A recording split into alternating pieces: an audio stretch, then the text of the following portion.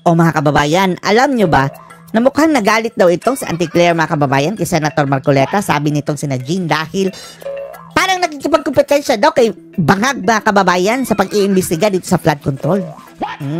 Ang hindi alam ni Auntie Claire mga kababayan, dahil nauna ang kanyang bunganga na eto palang investigasyon ni Senator Marcoleta sa Blue Ribbon Committee ay may basbas daw di umano kay Ngagba mga kababayan. Kinausap daw mismo si Senator Marcoleta ni BBM. Harapan. Magkatabi pa sila mga kababayan. At binigyan pa siya ng USB para tulungan siya mga kababayan sa kanyang hearing sa Blue Ribbon. Pero wag mag-alala mga kababayan ha. Wag mag-alala, although meron naman tayong tiwala kay Senator Marcoleta. Reasonable si Senator Marcoleta mga kababayan etong pagkikita nila kay Bangag mga kababayan ay tungkol lang ito sa flood control ha. For the sake of our country mga kababayan na maimbestigahan itong talagang kurakutan sa flood control. Ang sabi pa daw ni BBM, good luck, sana mag-succeed ka. Sana nga mga kababayan mag-succeed siya para ultimately, kung mag-succeed si Senator Marcoleta mga kababayan, malamang pati si Bangag madadamay dito sa anomalya. Dahil chain of command ba kababayan? Ultimately, si BBM ang may kasalanan yan. Panoorin niyo po ha. May nagbigay din ng komento, sabi niya, teka lang, hindi kaya ganyan din na sabihin ng Pangulo na para bagang inuunahan siya ng Blue Ribbon Committee? Kasi mas nauna daw po nagpatawag ng investigasyon ang Pangulong Bongbong. Marami kasi naiinggit kay Senator Marcoleta ngayon mga kababayan Sina Ping Lacson, si Ben Tulfo mga kababayan, si Kiko Matching. Dahil gusto nilang umepal mga kababayan, pumapel. Dahil siguro nainggit kay Marcoleta na naging chairman ng Blue Ribbon. Baka ganun din daw ang isipin ni Bangag mga kababayan. Nasasapawan ako dito sa aking propaganda. Nagpatawag ng? Nagpa-imbestiga itong flood control projects. Di ba, nung kanya hindi ba gagalit si Bangag? Tamad yan Mas gusto niya mga kababayan, iba na sa trabaho niyan. Wala akong paki dyan, Basta sa akin, ako ang nag-point out sa problema. At bago yung first day ninyo, ay nagkaroon na ng... So, di dapat sana ang Pangulong na nagsabi, huwag nyo na muna akong unahan. Pwede ba kanya, mag-imbestiga na lang muna kayo ng iba. Ako na rito. Walang sinabi. Hindi ba si Sinita? Si BBM magtatrabaho, mag-iimbestiga? Diyos ko. 10:30 pa lang mga kababayan, amoy alak na yan, sabi ni VP Sara. Sabi ng Pangulo. Ang totoo niyan, siguro kailangan sabihin ko na rin ngayon. Sige nga po, Ayun. Bago ako nag-imbestiga, yung unang araw na investigasyon, unang araw, nagkausap kami ng Pangulo. Ayun! Kinausap siya ni Ngagnag mga kababayan. Saan? Pinapunta ka ng Malacanang? Careful doon ha, Senator. Baka maalok ka doon. Pero wala na ito mga kababayan. Ganitong mga edad, wala na dyan sa mga bisyo-bisyong ganyan. Kahit pa isubo mo sa kanya, sampalin ka pa. At siya mismo ang nagbigay ng ilang mga detalye na kakailanganin ko. Kailangan malaman ng taong bayan ito. Auntie Claire, buka kasi yung mga grupo ni Bangag mga kababayan yung mga mga galamay niya. Buka tumaas dito sa mga kababayan, kilay ni Marcoleta, lalong-lalo na nung taga-kongreso. Dahil nag-grandstanding daw mga kababayan Ginamit pa nila ang media mga kababayan sina Ben Tulfo, sabi ipal-ipal lang yan, grandstanding lang daw mga kababayan. Eto may basbas malaking balita ngayon. Bangag. Sinabi niya sa akin, sana ay magtagumpay ka. Kaya para dyan sa gumawa ng be careful what you wish for, BBM. Baka magtagumpay ng tuluyan si Marcoleta at mapupunta sa'yo. Ultimately sa'yo mapunta ang lahat ng sisi. Ngagba. Siya naman talaga mga kababayan, di ba? Sino ba presidente? Komunikasyon na yan. Hindi. Ang Pangulo mismo ay nagbigay ng pahiwatig na sana magtagumpay ang iyong pagdinig. Sana mapakulong mo ako, Marcoleta. Kaganyan. Mukhang hindi po ata alam ni Auntie Claire yan, Sen. Hindi alam ni Auntie Claire. Nagsabi nun na para bagang sa kanyang statement ay para bagang inuunahan daw ng Blue Ribbon. Ganon ba, Auntie Claire? Dakot siya masapawan mga kababayan, ang kanyang amo. Gayong, may go signal pala ni ano mga kababayan, ni ngag-ngag. Mo ano ngayon, Auntie Claire? Pahiya ka. Kinausap on, dang amo mo si Senator Marcoleta. Ang investigasyon pinag-utos ng Pangulo. O yan naman, salita ng salita, hindi mo na nagtatanong sa presidente, di ba? Ganun ba? Akala ko. Dapat Hindi na yan si Auntie Claire mga kababayan, wala na yan. Kung ano lang, napapasok yan sa kanyang bunganga sa isip mga kababayan on the spot. Takdog na eh. Kahit anong kahol lang mga kababayan. Sa lahat ng tanong, mayroong sagot mga kababayan kahit hindi pa niya tinatanong yung palasyo. Dapat sana tinanong niya muna, di ba? Para hindi siya lumilitaw na may pagkaano rin eh, no? Clearing. Naming May nag-uusap, pagkaano din. may dumating na isang bisita. May Naupo sa tabi ko, trililing din. Mr. President, ito yung gawin mong ombudsman. Ha? Sino nagsabi? Ano daw mga kababayan? Naupo sa tabi ko. Nag-uusap. Opo. May dumating na isang bisita. Naupo sa tabi ko. Ang bisita. Mr. President, Ang ito yung bisita, gawin mong tinuro sa ombudsman. mga kababayan, Mr. President, ito gawin mong ombudsman. So personal po kayo magkaharap mismo ng Pangulo, hindi po ito tawagan, Sen, no? Magkatabi nga kami, di ba? Kaya nga kinukwento ko nga sa inyo eh. Yung pala. Okay, Para yung mga taong nagdududa. Yan, nako. Mawalan na kayo Baka ng ibang duda. duda ang Sinasabi ko na. namin na. Huwag masyadong malapit kay bangag, Senator. Tinuro daw siya ng isang tao mga kababayan na siya na lang gawing ombudsman. Senator siya eh. Huwag, kailangan ka namin sa Senado. Dumating na tumabi sa akin. Opo. Sino? Mr. President, mabuti dumating ito ka ako. Ikaw dapat ang maging ombudsman. Kasi yung 17 aplikante doon, wala akong masasabi, basta't mas gusto kita kaysa doon sa 17. Sino ang nagsabi niyan? Ikaw? Ikaw nagsabi doon sa tao o baliktad? Sabi ng presidente, siya na nagsasabi. Ano? Alam mo bakit ka ako? Sino Alam mo yan? kung bakit ikaw ang sinasuggest ko? Bakit siya dapat maging ombudsman, opo? Ganito kasi ako. Nung ako'y nandun sa House of Representatives, Yung other person pala mga kababayan, sinasuggest niya na maging ombudsman. Sino yun? Kung sino man yun mga kababayan, malapit sa presidente, bakit andun sa Malacanang? Si Marcoleta mga kababayan, inimbitahan dahil tungkol sa hearing sa Blue Ribbon. meron akong inimbestiga. Nakumpleto ko yung investigasyon. Nagkaroon ng committee report. Opo. Inadapt Committee ng report. plenary at nagkaroon ng rekomendasyon na lahat ng mga datos, lahat ng impormasyon na nakalap ko sa investigasyon na yon, Kompleto na. ibigyan ng kopya ngayon ang ombudsman, bigyan ng kopya ang DOJ, ang Solicitor General, kung sino-sino pang ahensya may kinalaman sa pagpapile ng anumang kaukulang aksyon. Either administrative, civil, criminal, etc. Ano ba ako nangyari? Walang nangyari. Walang nangyari. Kaya kung ikaw ang ombudsman, sabi kong ganyan sa kanya, ako Blue Ribbon Committee ako, para may mangyari ngayon. Sino kaya yun mga kababayan, yung other person na gusto niya i-recommend sa pagka-ombudsman? Yan ang sinabi ko sa kanya. Ayun. Naririnig ng Pangulo yan. Opo. Ako seryoso ako eh. Ang Pangulo, Baka si Boying yan. O baka si Torre. sabi niya, Ay nako. narinig mo, magdesisyon ka. Hindi qualified. Sabi niya, hindi pa ako naka-apply eh. Hindi Wala pa sa baka pa wala sa pagpipili ng JBC review. Hindi ka ako problema yan. Halimbawa ka ako, may na-shortlist na, binigay sa Pangulo. Opo. Sabi ng Pangulo, hindi, wala akong gusto rito. Sige, i-open uli yan. Hindi pwede ka na. Ayun. Kaso lang, hindi ikaw ang magde-decide, Senator Marcoleta. Suggestion lang ang kaya niyang gawin mga kababayan. Pero sa tingin natin yung ombudsman, talagang ang pipiliin dyan ngag-ngag mga kababayan na talagang yung mayroon siyang pakinabang. Hindi ba ito pwede sabihin? Kaya ko lang kinukwento ngayon para malaman ng taong bayan Opo. na ang Pangulo, hindi niya sinabi na wag mo kong unahan. Hindi, nandun ako, kami dalawa nag-usap. Yan. Para magkaalaman na tayo. Ibig sabihin seryoso pati ang Pangulo. Seryo, siya nga ang nagbigay sa akin ng ng USB. Oh, may USB pa. Baka kay Katibinag yan, ha? O, para may makatulong ako sa iyo itong mga ilang mga detalye na pwede mong gamitin. Oh, mabigat pala ito. Oh. Oh. Paano yan? Hindi ka na makakabanat sa Presidente Marcoleta.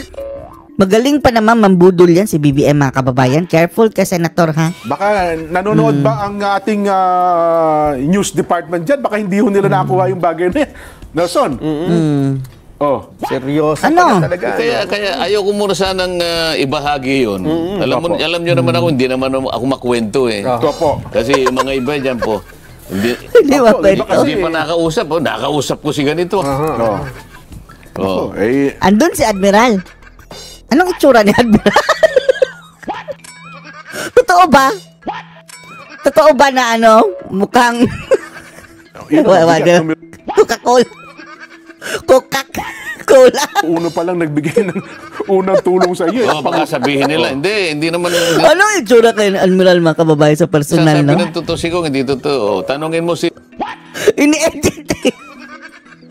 Kisexy, mga kababayan, sa mga post ng PCO. Oh, ang haba ng mga kamay. Ang liliit ng mga bewang, mga kababayan, at saka walang kulubot talaga sa sa post ng PCO, mga kababayan. Makikilala kayo natin sa personal. Si Congressman Sandro.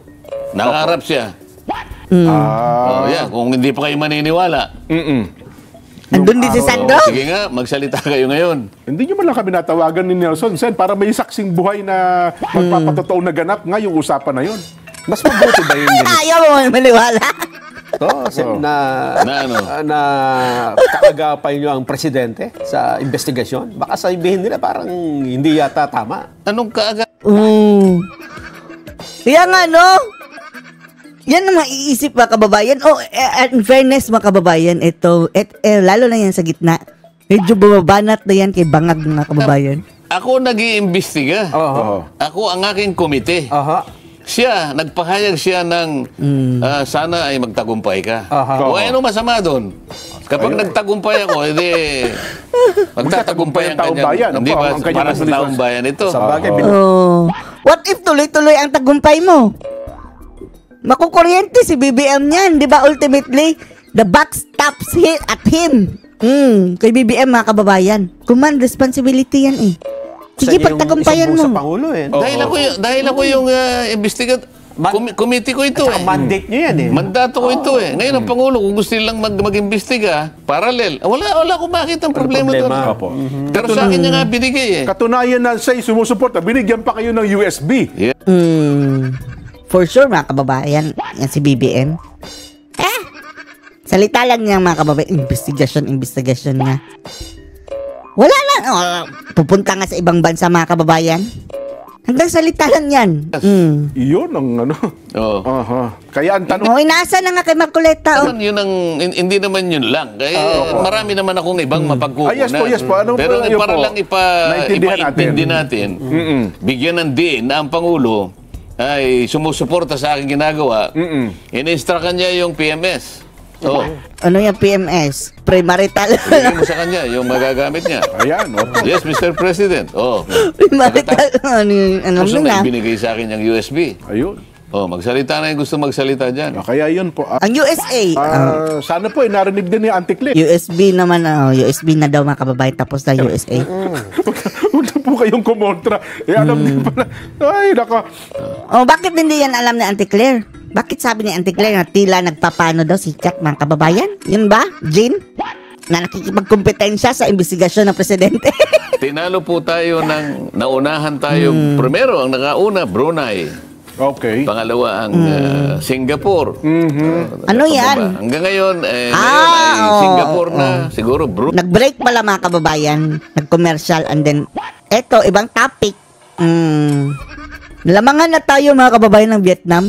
Dati-dati, nagkakarera tayo sa Vietnam sa ekonomiya. Ngayon, wala na. Talo na tayo. Brunei, Malaysia, Indonesia. Puro at Shasha. officially, last Mga month, Shasha, mga kababayan, talo na tayo. tinalo na tayo ng Vietnam. Ganun ba? Nung biyernes pinag-uusapan natin parang, di ba? Binalikan ko eh. Paano, Marcos eh? Pero hindi kaya, alarming, mga kababayan, na Parang nililigawan ni Marcos, mga kababayan, si Marcoleta. Pero tuso ito si si Senator Marcoleta, mga kababayan. Siguro basta wala lang namang ginagawang masama at walang ipapagawa sa kanya na masama, mga kababayan. Go. Anyway, careful ka lang, ha? So, tayo na pinakauli. Di ba sinasabi ko, baka malagpasan na tayo ng Vietnam. Hindi, nalagpasan na tayo last month. Ano ho ang factor dito kung pag-uusapan ay corruption? Akala natin matagal na tayong nalampasan ng Vietnam. Pagbagsak ng ating Ang kalagayan. kauna-unahan. So, under the BBM administration, nalampasan tayo ng Vietnam. Tapos, manghihikayat pa rin sa ibang bansa, mga kababayan, ng investment. Lilipad na naman. Akala ba natin tututukan itong flood control? Ay, yung corruption nga. Dahil sa corruption kasi... Nakakalungkot, Grabe, no? Narinig niyo yung pasabog ni Magalong, mga kababayan? Instead na cash vault daw, mga kababayan, talagang room vault na. Yung parang sa bangko, mga kababayan, na vault, dahil grabe talaga daw pera. Yung mga kinukurakot, mga kababayan, ng mga kongresista. Yun, sabi ni Magalong. Paano susulong ang isang bansa? Na yung perang dapat na gamitin mo pang serbisyo sa kanyang mamamayan. Infra. Lumaganap ang negosyo.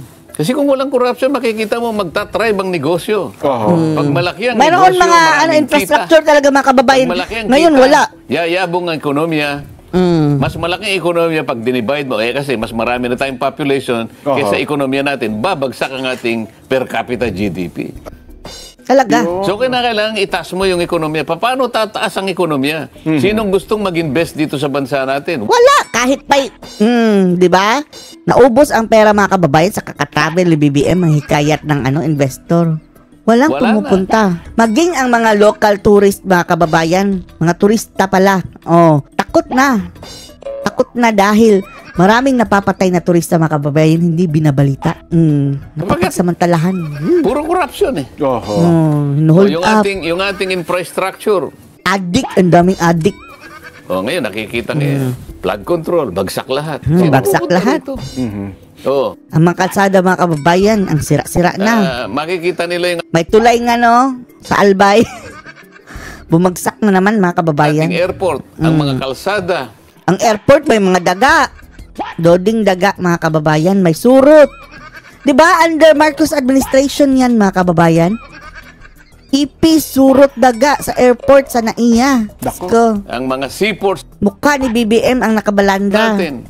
Yung turismo lang natin, nakita mo. Magbagsak na bagsak tayo ngayon. Pinulitika na, yung promotion natin. Pinulitika. Pinakamataas na budget ng Tinanggalan pa ng budget dahil kumukontra na kasi si Frasco sa Kitambalos-los. 1.2 billion. Merong isang year doon Akala mo bumagsak sa 200 million pagkatapos 2025, gagawin 100 million. 100 million na lamang. Anong yung polisiya? Pero kabulukan. Sa pagpapayabong po na ekonomiya ng ating bansa, ang isa sa pinakamalaking factor sana ay ang construction, paggawaing bayan para ang pera natin umiikot. Ang problema, wala. Sa pangyayari ito na napasok ng corruption. Walang build. Hindi lang naman kasi construction, bagamat ilalatag mo yung tamang infrastructure. Yung mga big ticket projects. Pagandahin mo yung infrastructure, roads. Kagaya ng ginawa ni Tatay Digong, mga kababayan. Believe tayo. Yung mga liblib na lugar, mga kababayan, sa haba-haba ng panahon, hindi nabigyan ng sementong daan. Pinasemento ni Tatay Digong. Yung mga maliliit na kalsada, pinalawak, mga kababayan, naglagay ng mga tulay. Yung talagang kalsada, napakalaking tulong, mga kababayan, sa mga liblib na lugar, nabigyan ng kalsada, mga kababayan, kahit sa sulok-sulukan. Yan, pangmatagalan niyang solusyon. Dahil, sisigla ang area na yan, mga kababayan, ay papasok na yung transportation, mga kababayan, maganda ng transportation. Yan ang pagtulong. Hindi yung ayuda-ayuda after nasugal na, mga kababayan. Pagandahin mo yung seaports, pagandahin mo yung airport. Kasi yung ang daming airports na ni Tatay Digong. Seaports. Si BBM. Kalakalan, tinitingnan kung paano mo i-move yung kalakal. Opo. Yung port mo, nakita mo naman yung ating pier.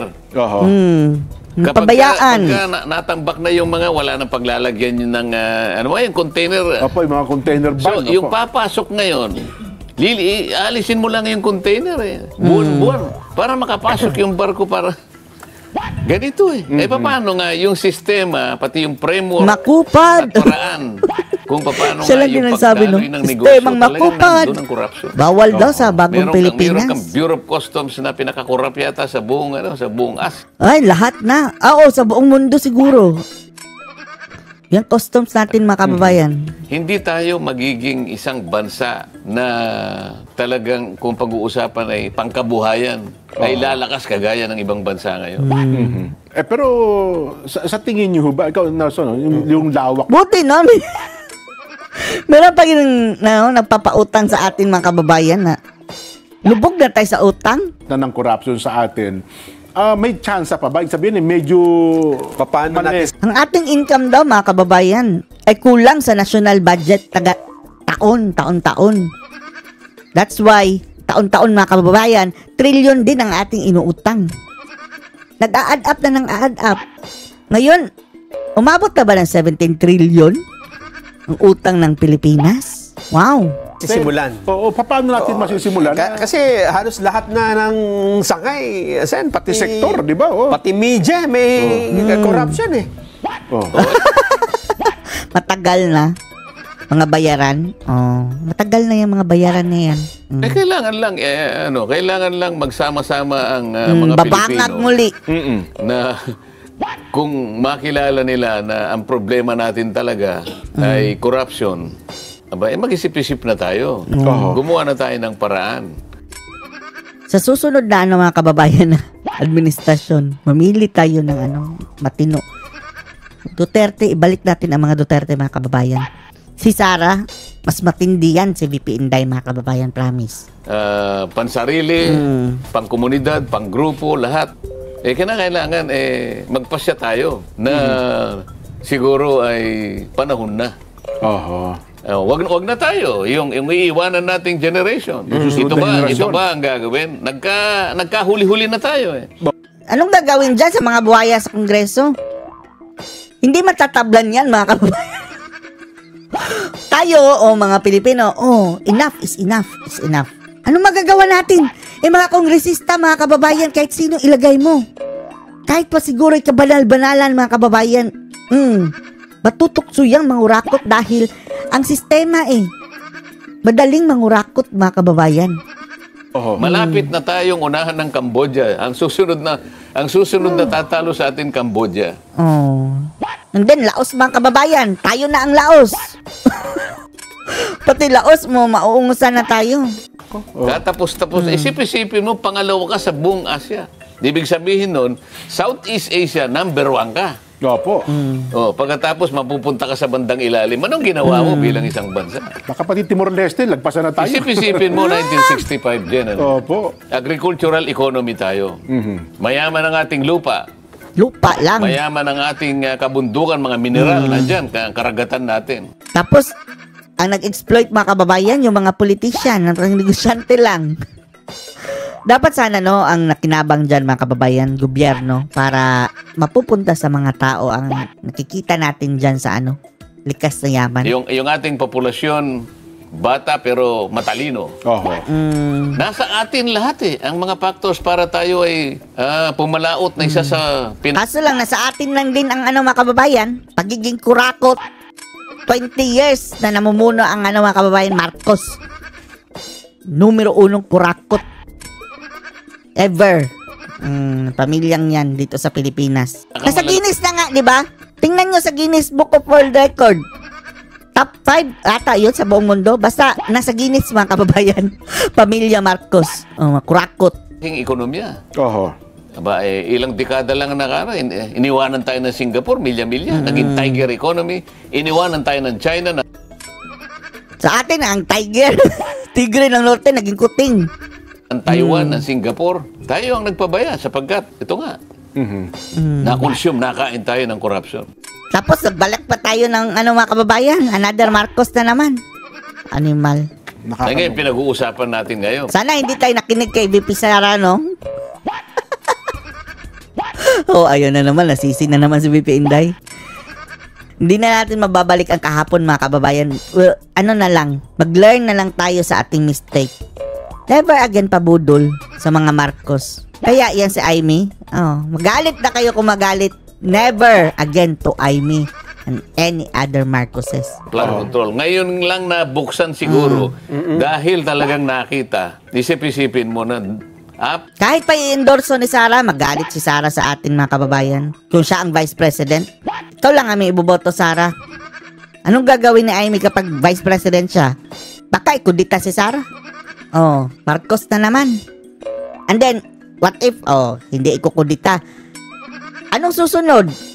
Ng Vice President, Presidente, another Marcos na naman. Diyos ko Lord. Thrice na nagpaloko. na taon lang. 2022, 23, 24. Ngayon matatapos ang 25. 1.2 trillion ang ginugol.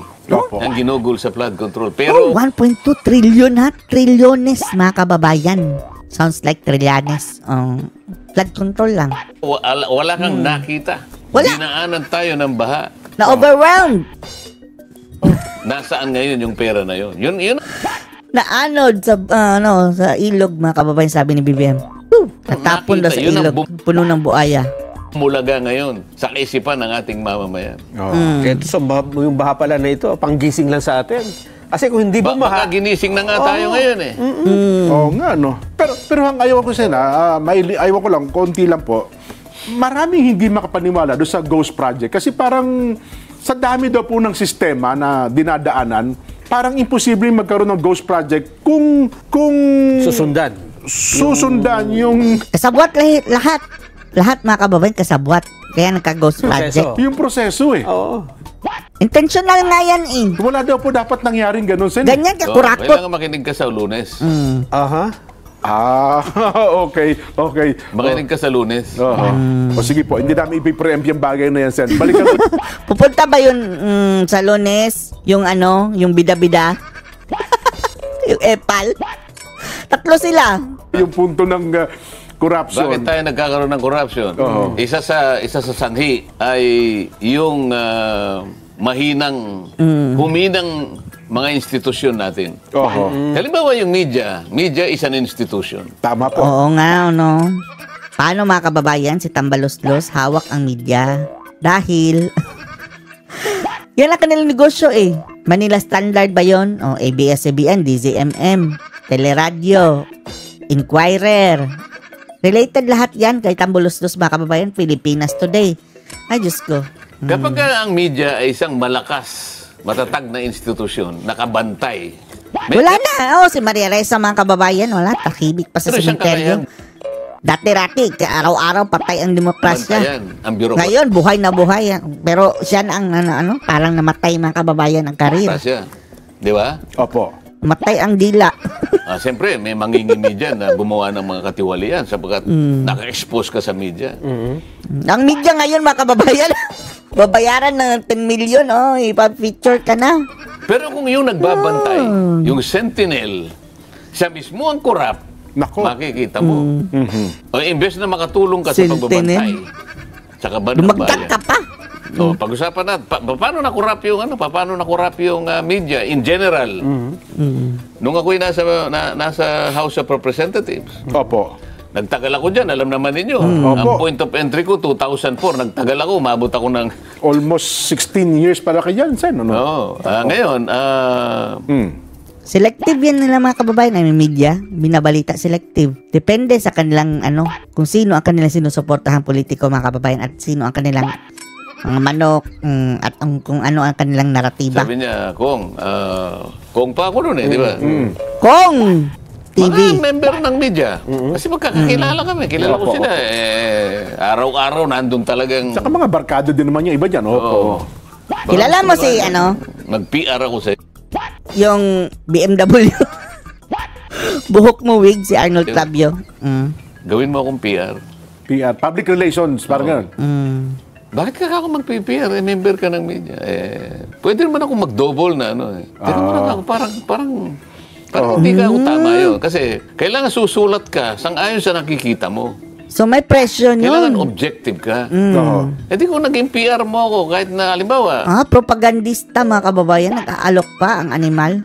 kahit hindi ako gwapo, pag gugwapuhin mo ako, parang hindi tama yun. Hindi, parang digdag nakita yun eh. Alam mo, corruption yung ganun eh. Oo Hindi nga, kanya, no? susulat ako sa'yo. O kaya, sige, ayaw mo Sulat ng ng PR, mga pero matanda. gusto mo yung ginawa mo ngayon, isulat ko ng ganito. Opo. May slant, may slant. May island. Aha. May content, sabi niya. Undisclosed content. O para nakita mo yung iba, kanya, halos everyday, may isang paragraph, may dalawang paragraph binabanggit. Pumapasok. Boss, ganito yan eh. Oo. Monthly lang naman eh, meron kami. Yan ang media mga kababayan. Kurakot. Alam mo, hindi ko pinatos yun eh. Kasi nga naman, out of 300. Hindi Diba? tama yun eh. Sabi ko, merong ethical issue dito eh. Merong ethical. Hindi mo na isusulat kung paano mo nakita eh. Kung ba mo nakita mo, mali talaga. Isulat mo eh. Propagandista lang. Pero dahil PR mo siya, hindi mo siya isusulat eh. So hindi mo nababantayan yung mali. Dapat ang PR mo ay bukod na tao talaga. Hindi gagawin. Hindi siya mismo yung Hindi yung media, hindi yung journalist. Kasi journalist na sinasabi. Nakita mo yung bias nila. Kahit may Abayas. kinikilingan. CBN. Sabi nila, hindi, basta yung gusto namin Serbisyong ganito. oto-oto lamang. Kung wala kang PR, delikado ka sa kanila. Isa yon. Kaya nga mga kababayan, si Tatay Digong, hindi yan nagbayad ng media ever since. Kaya, araw-araw nilang inaaway mga kababayan. Mga kasinungalingan. Yan, nakulong si Tatay Digong mga kababayan. Pero, at least, nagpakatotoo si Tatay Digong. Hindi siya nagpadala dito sa corruption sa media mga kababayan. Demonyo ang mga medyang yan. Sa Opo. totoo lang. Yung mga institusyon natin, halimbawa, yung Lahat mga kababayan ng institusyon may corrupt. Wala exemption. yung ating hudikatura, halimbawa. Justices, opo. Ang daming pressure sa kanila.